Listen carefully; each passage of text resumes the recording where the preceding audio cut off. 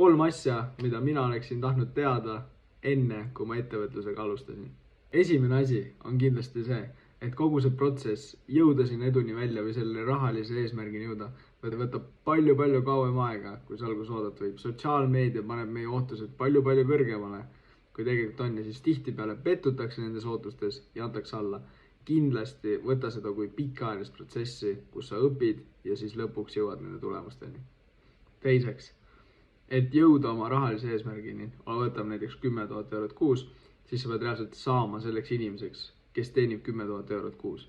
Kui sa ikka veel prokrastineerid, ei tegutse ja tegeled mõttetute asjadega, siis sa ilmselgelt seda 10 000 kuus ei teeni. Sa pead põhimõtteliselt saama oma tuleviku sinaks, kes teenib 10 000 eurot kuus. Kolmandaks, ettevõtlusega alustamine ei nõua mitte mingit haridust ega ka tegelikult teadmisi selle valdkonna kohta, kuhu sa lähed. See tuleb kasuks, aga tegelikult sa saad ka alustada ilma teadmisteta. Kõige kiirem viis jõuda eesmärkideni on lihtsalt hakata seda juba tegema. Ja need olidki need